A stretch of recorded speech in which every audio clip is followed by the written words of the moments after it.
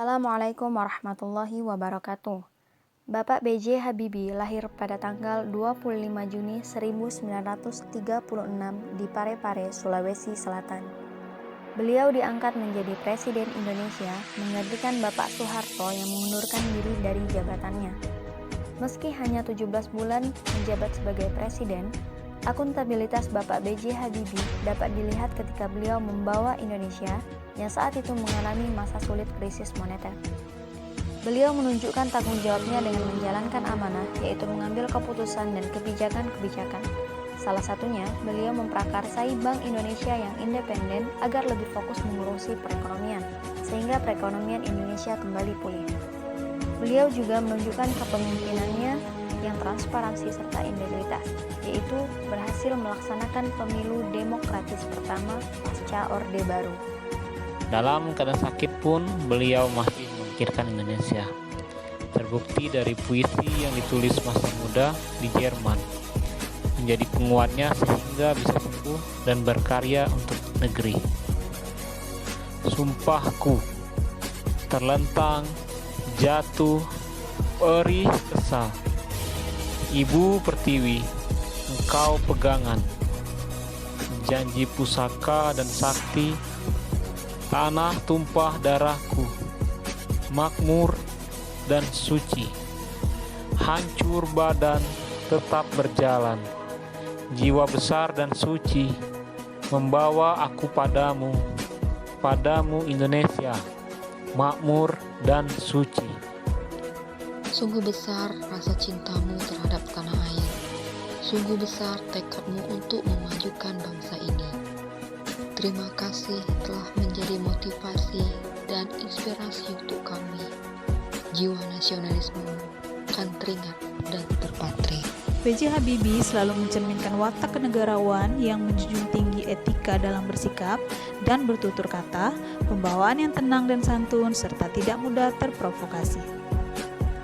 Beliau tidak pernah berusaha membangun dinasti politik di Indonesia. Bapak B.J. Habibie selalu mengutamakan kepentingan publik. Beliau memberikan kebebasan demokrasi melalui pers untuk menjembatani kepentingan publik. Pada masa transisi Orde Baru, beliau mengambil langkah dengan mempertimbangkan kondisi negara dan kepentingan publik dengan segera membentuk kabinet setelah dilantik untuk mengatasi permasalahan pemerintahan.